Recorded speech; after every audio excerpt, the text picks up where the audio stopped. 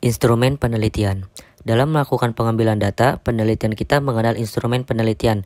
Secara umum, instrumen penelitian adalah alat bantu untuk suksesan proses pengambilan data, entah itu menggunakan metode observasi, wawancara, atau lainnya. Menurut Suharsimi Arikuntoro, instrumen penelitian merupakan alat bantu yang dipilih dan digunakan oleh peneliti dalam melakukan kegiatannya untuk mengumpulkan data agar kegiatan tersebut menjadi sistematis dan dipermudah olehnya.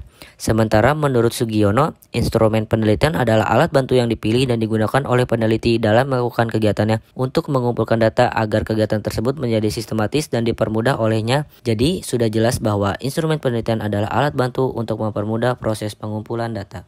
Dalam instrumen penelitian juga terbagi menjadi beberapa bagian. Yang pertama yaitu ada instrumen penelitian kualitatif.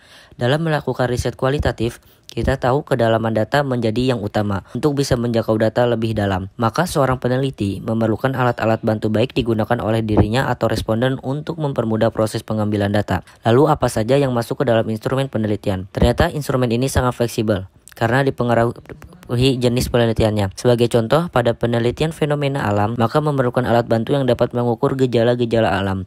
Untuk riset sosial, maka yang diperlukan adalah alat bantu untuk digunakan responden seperti angket ataupun kuesioner. Meski demikian, di bawah akan kita bahas instrumen penelitian yang sering digunakan dalam penelitian kualitatif.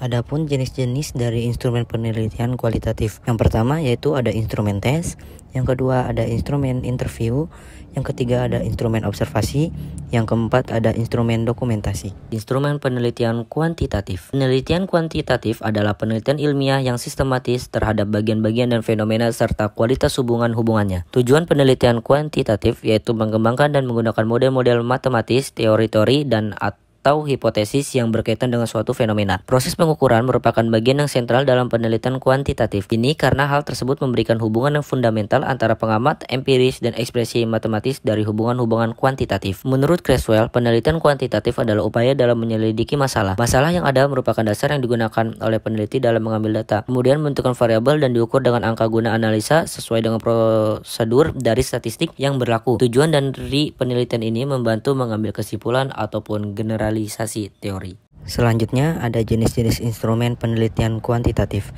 Yang pertama ada metode komparatif, yang kedua ada metode deskriptif, yang ketiga ada metode korelasi. Selanjutnya ada instrumen penelitian campuran.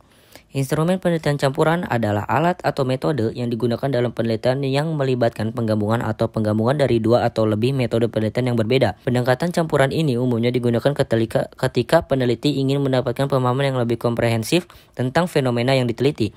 Instrumen penelitian campuran dapat mencakup kombinasi dari berbagai teknik pengumpulan data, seperti wawancara, kuesioner, observasi, dan analisis arsip.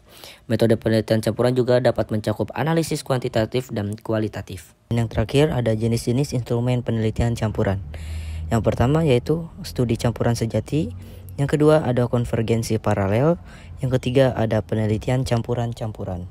Oke, pada kesempatan kali ini saya akan menjelaskan langkah-langkah pembuatan instrumen penelitian berupa kuesioner. Yang perlu dipahami ketika membuat instrumen penelitian berupa kuesioner, satu, variabel. Variabel itu sendiri pada intinya di dalam penelitian kuantitatif khususnya. Jadi ini khusus untuk penelitian kuantitatif ya. Kita akan membuat instrumen penelitian berupa kuesioner dengan skala Likert. Nah, pada intinya kita itu mengukur variabel. Jadi bagaimana kita bisa mengukur variabel? Lalu kalau misalnya variabel-variabel yang sudah jelas ukurannya, mungkin kita tidak perlu membuat satu instrumen pengukuran. Namun tetap ada alat ukurnya. Misalnya variabel kita adalah panjang. Panjang itu kan satuannya adalah sentimeter. Panjang itu bisa diketahui, variabel panjang bisa diketahui dengan alat ukur atau instrumen. Contoh, penggaris. Penggaris itu adalah alat ukur. 2. Pahami konsep-konsep variabel tersebut. Kemudian kita harus paham mengenai konsep-konsep dari variabel itu. Apa itu konsep? Saya mengutip dari pendapat Woodruff. Konsep merupakan atau konsep ini didefinisikan sebagai ide atau gagasan yang relatif sempurna dan bermakna. Jadi kita harus membuat konsep variabel itu seperti apa menurut pendapat ahli. Ada pula pengertian konsep adalah suatu pengertian terhadap objek. Itu menurut Woodruff. Konsep merupakan suatu pengertian terhadap objek. Nah, objek di sini adalah variabel. Jadi kita harus bangun dulu teori-teorinya dari variabel tersebut. Itu adalah konsep. 3. Memahami konstruk dari variabel tersebut. Kemudian kita harus paham konstruk dari variabel tersebut. Setelah tahu konsep dari variabelnya atau pengertian atau teori dari variabel itu, kita harus berupaya untuk mengkonstruk. 4. Mengkonstruk variabel. Mengkonstruk variabel. Nah, konstruk itu dapat diartikan suatu konsep yang telah dibatasi, sehingga dapat diamati dan diukur. Jadi, variabel itu harus diukur, jadi sebelum kita membuat kuesioner, kita harus konstruk dulu variabel, sehingga kita mudah untuk membuat satu ukuran-ukuran yang mencapai variabel tersebut. Oke, langsung saja ke contohnya. Di sini ada tabel operasional. Nah, pembuatan operasionalisasi variabel ini berdasar pada teori-teori yang ada di bab 2. Jadi, dimensi dan indikator ini diambil dari bab 2, dari studi pustaka bab 2, masuk ke operasional variabel. Nah, oke, di sini ada operasionalisasi variabel, ada aspek, indikator, jenis item, dan jumlah. Ada aspek berbagi, kerjasama, menolong, bertindak jujur, dan berderma. Saya akan mengambil satu aspek, yaitu berbagi. Indikatornya bersedia untuk berbagi perasaan dan pengalaman hidup dengan individu lain. Teori-teori yang ada di bab 2. Jadi ini A, B, C, D itu variabel-variabel yang ada di bab 2. Nah, setiap variabelnya akan dibuatkan operasional variabel. Jadi keterkaitannya, teori-teori yang ada di bab 2, setiap variabelnya ada teorinya secara jelas untuk mengonstruk variabel ini ke dalam operasionalisasi variabel ini. Jadi ke aspek dan indikator ini. Lalu ada tabel operasionalisasi yang kedua. Sama seperti yang pertama, ada aspek, indikator, jenis item, dan jumlah. Saya akan mengambil satu, yaitu pengambilan perspektif.